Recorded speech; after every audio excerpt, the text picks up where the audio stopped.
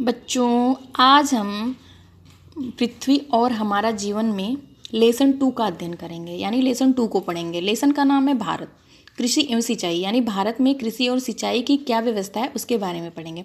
बच्चों, जो कृषि है वो भारत देश का सबसे प्राचीन आर्थिक क्रिया है। यानी अगर कोई भी उद्योग या उसके क्षेत्र में देखा जाए तो सबसे पहले हमारे देश में क्या शुरू हुआ था? कृषि शुरू हुआ था, कृषि करना शुरू हुआ था। यानी लोगों के जो आजीविका का साधन है वो कृषि है।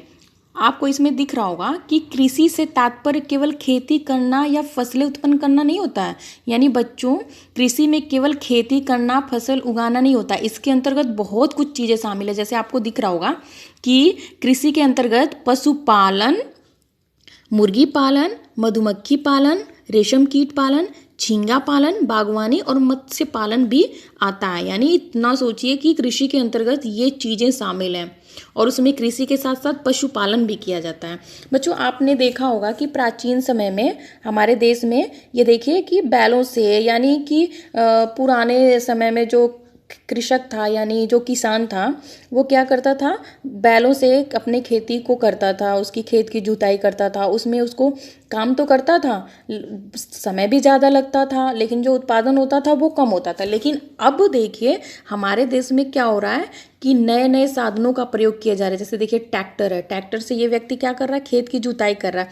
जब हम ट्रैक्टर से खेत की जुताई करते हैं तो क्या होता है कि कम समय में हम बहुत ज़्यादा काम कर लेते हैं, और जब ज़्यादा काम करेंगे तो उत्पादन भी ज़्यादा होगा, और जब उत्पादन ज़्यादा होगा तो हम उसे क्या करते हैं कि अपने तो खाते हैं, अपने तो उपभोग करते हैं, हम दूसरे देशों में भी उसे बेचते हैं। यानी निर्यात करते हैं। निर्यात का मतलब होता है कि अपने देश के सामान को दूसरे देश में बेचना।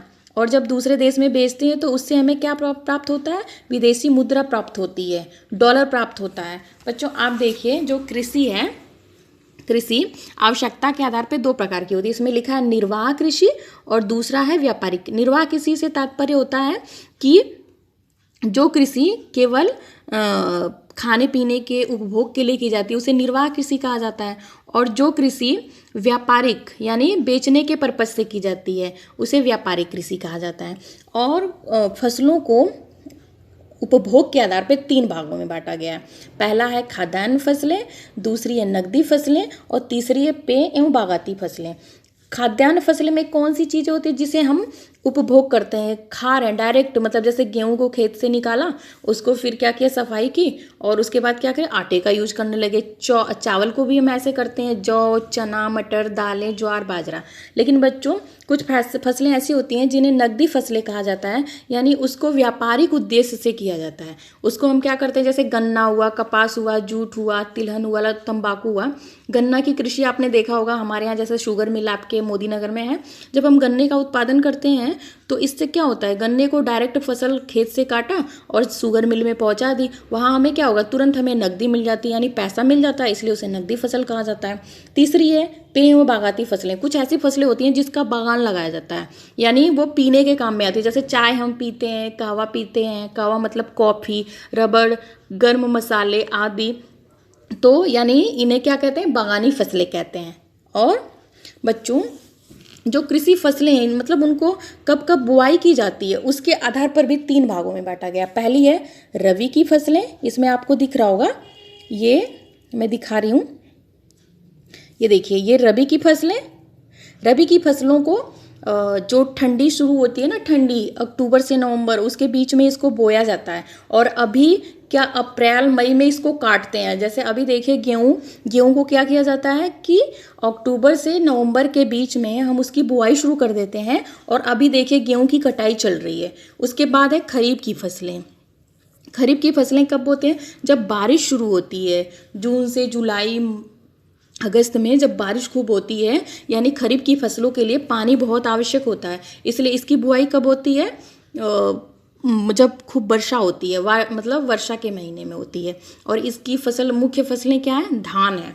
और जायद की फसलें। जायद की फसलें जैसे इस समय आप खूब तरबूज खरबूज खा रहे होंगे, वो कौन सी फसलें होती हैं? जायद की फसलें, जो मार्च अप्रैल में बोई जाती हैं। और इस समय आप क्या होता है? बहुत कम समय में इनका उत्पादन शुरू हो जाता है, यानी बहुत कम समय में ये पक के हम इसका उपभोग करना शुरू कर देते हैं। बच्चों, आगे देखिए, आगे मैं आपको बता रही हूँ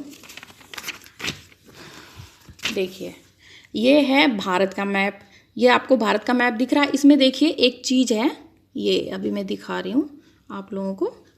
ये देखिए ये लिखा है भारत चावल, यानी ये चावल को इंडिकेट कर रहा है कि भारत में चावल कहाँ कहाँ होता है। ये देखिए ये पूरा एरिया जो ये ग्रीन किया हुआ है ना, ये चावल का एरिया है, यानी यहाँ पे सबसे अधिक चावल का उत्पादन किया जाता है।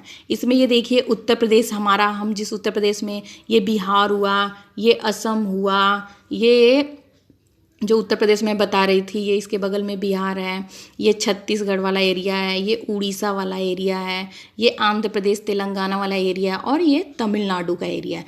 यानी ये सारे जो प्रदेश हैं ये सबसे अधिक चावल का उत्पादन करते हैं। और सबसे अधिक पहले नंबर पे कौन है, तो ये देखिए मैं दिखा रही हूँ, यानी सबसे प्रथम स्थान पे यहीं पे है पश्चिम बंगाल, बांग्लादेश के पास पश्चिम बंगाल है, ये सबसे अधिक चावल का उत्पादन करता है। ठीक है बच्चों।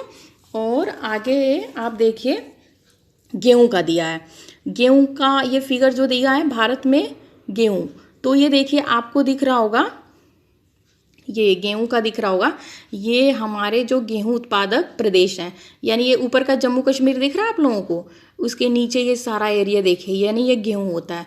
ये जम्मू कश्मीर अब 2 भागों में बट गया है, इधर है जम्मू कश्मीर और इधर है लद्दाख, यानी दो राज्यों में बट गया है, केंद्र शासित प्रदेश बन गया। बच्चों इसमें देखिए ये है पंजाब, हरियाणा, हिमाचल प्रदेश, पंजाब, हरियाणा, राजस्थान का एरिया है, उत्तर प्रदेश का एरिया है, उत्तराखंड का एरिया है, ये भी उत्तर प्रदेश वाला एरिया है, ये मध्य प्रदेश वाला एरिया, यानी उत्तर प्रदेश, पंजाब, मध्य प्रदेश, हरियाणा, राजस्थान, मध्य प्रदेश, ये सबसे अधिक गेहूं का उत्पादन करते हैं। और इन राज्यों में अगर देखा जाए तो सबसे अधिक जिस प्रदेश में हम लोग रहते हैं उत्तर प्रदेश में, वहाँ सबसे अधिक गेहूं का उत्पादन होता है। बच्चों इसमें हमें बस यही कि सबसे अधिक उत्पादन, जैसे कि इसमें दिया है गन्ने का, गन्ने के उत्पादन में सबसे अधिक उत्तर प्रदेश में, फिर नीचे जाएंगे तो कर्नाटक, तमिलनाडु और आंध्र प्रदेश में। फिर बच्चों इसमें दिया है चाय और कॉफ़ी का दिया है, तो देखिए यहाँ पे असम दे रखा है, असम वाला क्षेत्र, और इधर नीचे देखिए जहाँ केरल में सबसे अधिक कॉफ़ी और चाय, यानी कॉफ़ी जो होती है सबसे ज़्यादा कर्नाटक और केरल में होती है, लेकिन जो चाय होती है वो असम में होती है, सबसे अधिक चाय का उत्पादन किया जाता है। बच्चों इसी तरह से आप देखिए कपास यानी जो कपास होता है जिससे हमारे कपड़े बनते हैं, ये सबसे ज़्यादा कहाँ होती है, काली मिट्टी में होती है। और काली मिट्टी सबसे अधिक कहाँ पाया जाता है, महाराष्ट्र, गुजरात, और ये इधर साउथ में थोड़ा सा है केरल में। ठीक है बच्चों। अब आगे ये फिगर है, थोड़ा देख लीजिए आप लोग। इसमें नदियों को दर्शाया गया है कि कौन सी नदी कहाँ बहती है, और नहरों द्वारा सिंचाई कहाँ की जाती है, कहाँ तालाबों द्वारा सिंचाई की जाती है, कहाँ कुओं द्वारा सिंचाई। जैसे ग्रीन वाला एरिया है ना, ग्रीन कलर से बना है, वो नहरों द्वारा सिंचाई, वहाँ उस क्षेत्र में नहरों द्वारा सिंचाई होती है। और जो येलो कलर बना है वहाँ तालाब से सिंचाई होती है। और जो ये हल्का मतलब पिंक है, इसमें ये जो एरिया दर्शा रहा है ये कुओं को दर्शा रहा है। तो आप ये बॉक्स बना है, अगर आपको पढ़ना है तो इस बॉक्स से देखेंगे तो आपको समझ में आ जाएगा। बाकी जो ये लूनी, सोन नदी, गंगा नदी, महानदी, गोदावरी, कृष्णा, ये इनका एरिया दिखाया गया है कि ये नदी किस राज्य में है और इसका ये कैसे बहती है। बच्चों मुझे लग रहा है कि आपको समझ में आ गया होगा। और ये क्वेश्चन आंसर है, मैं अभी आपको क्वेश्चन आंसर निशान लगाऊंगी और आपको वही पिक भेजूंगी, नंबर भी डालूंगी। क्वेश्चन नंबर 1 का आंसर है, क्वेश्चन नंबर 2 का आंसर है। आप उसे अपने कॉपी में फिलअप कर लेंगे, अपनी इस दूसरा लेसन डाल के उसे पूरा करिएगा। ठीक है बच्चों, ओके।